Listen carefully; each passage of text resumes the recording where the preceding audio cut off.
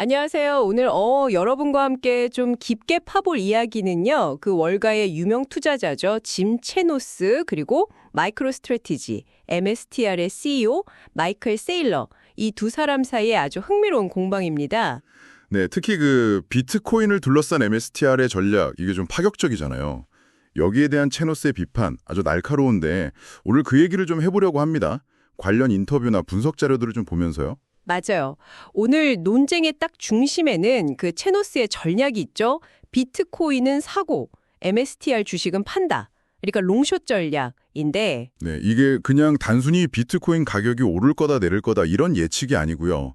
그 기업 가치 평가라든지 금융 구조의 허점, 심지어는 시장 참여자들의 심리까지 파고드는 상당히 복잡하면서도 재밌는 그런 논쟁입니다. 그렇죠. 그래서 오늘 저희 목표는 이 논쟁의 핵심을 여러분이 딱 파악하실 수 있게 그리고 각 주장의 근거는 뭔지 이에 투자 관점에서 어떤 의미가 있는지 그걸 좀 명확하게 전달해 드리는 거예요. 좋습니다.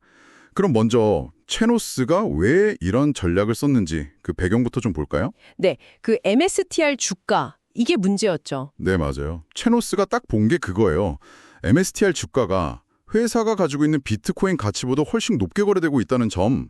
자료 보니까 거의 1.8배 그 정도 프리미엄이 붙어 있다고 하더라고요. 1.8배요. 와, 1.8배면 진짜 상당한 프리미엄인데요. 그렇죠. 그러니까 이 프리미엄은 좀 비정상적이다. 거품이다. 이렇게 본 거죠. 그래서 MSTR 주식은 공매도, 즉 숏 포지션을 잡고 동시에 그 기초 자산인 비트코인은 롱, 매수 포지션을 잡는 거군요. 네. 비트코인 가격 자체가 오르든 내리든 상관없이 MSTR 주식에 붙은 그 프리미엄만 사라지면 수익을 얻는 구조예요. 어떻게 보면 시장의 비효율성에 베팅하는 아주 정교한 차익거래 전략인 거죠. 아, 비트코인 가격 변동 위험은 피하면서 프리미엄만 공략한다. 상당히 영리하네요. 근데 MSTR의 마이클 세일러 CEO가 이걸 그냥 보고만 있진 않았을 텐데요. 그럼요. 세일러는 MSTR이 그냥 비트코인 저장소가 아니다. 우리는 비트코인을 활용해서 가치를 만들어내는 운영회사다. 이렇게 주장을 하죠. 심지어 금융연금술이라는 표현까지 쓰면서요. 금융연금술이요? 약간 좀 도발적인 표현이네요. 구체적으로 뭘 근거로 그런 주장을 하는 거죠? 최근에 발행한 그 10억 달러 규모의 영구 비누적 우선주, 이걸 대표적인 예로 들어요. 상환 의무가 없는 자금을 조달해서 주주 가치를 높였다. 이런 논리인데요. 아, 우선주 발행.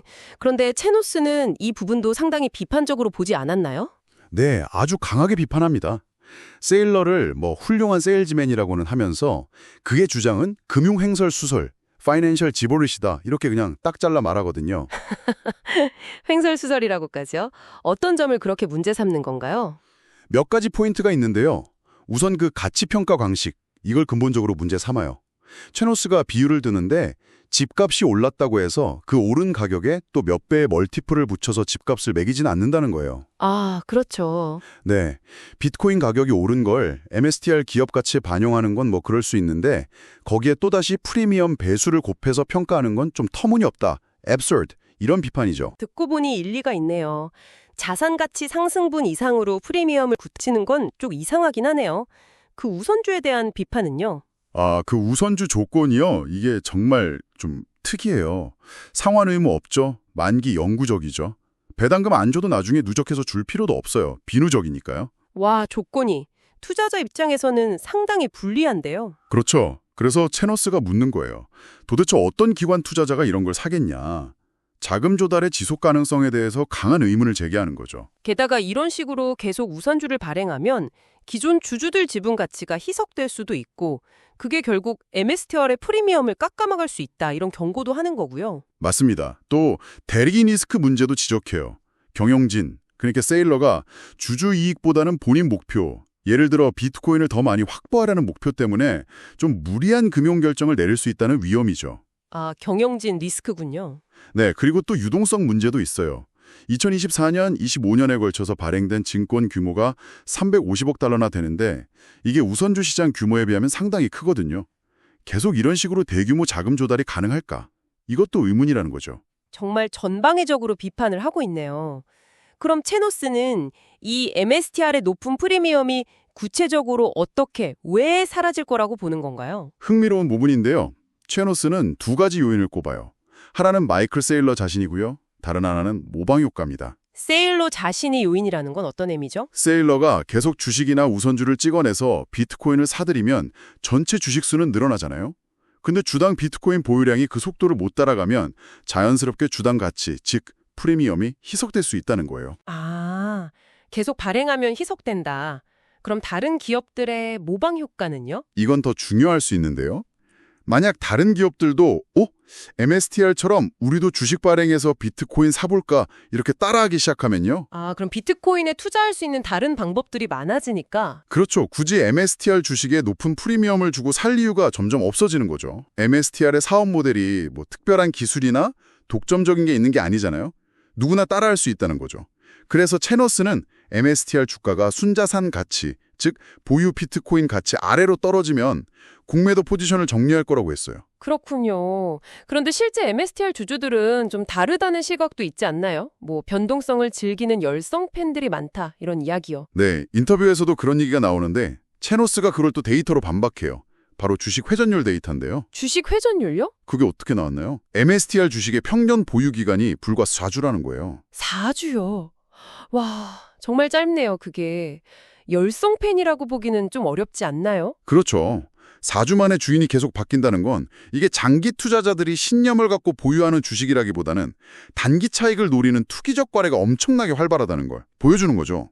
소셜미디어에서 보이는 그런 다이아몬드 핸즈, 존버 이미지랑 실제 시장 움직임은 상당히 다를 수 있다는 걸 보여주는 흥미로운 지점입니다. 와, 정말 흥미롭네요.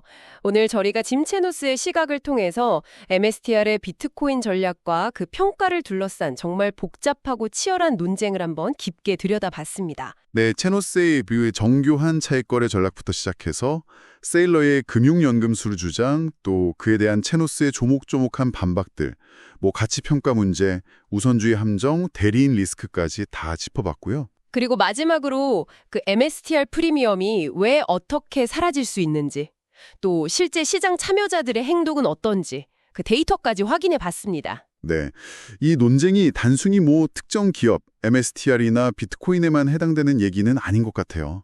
여러분이 어떤 분야에 관심을 두시든 기업 가치를 우리가 어떻게 봐야 하는지, 또 복잡한 금융상품의 이면에는 뭐가 있는지, 시장 참여자들의 심리가 가격에 어떻게 반영되는지 이런 걸 이해하는데 아주 중요한 통찰을 주는 것 같습니다. 맞습니다.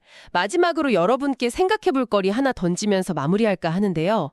만약 체노스의 지적대로 MSTR이 발행한 우선주처럼 좀 투자자에게 불리한 상품에 대한 시장의 수요가 진짜 줄어든다면, 혹은 정말 다른 경쟁자들이 MSTR의 전략을 성공적으로 따라하기 시작한다면, 과연 MSTR 주식의 그 높은 프리미엄은 계속 유지될 수 있을까요? 글쎄요, 그게 앞으로 MSTR의 행보와 시장 반응을 지켜보는 아주 흥미로운 관전 포인트가 될 것 같습니다.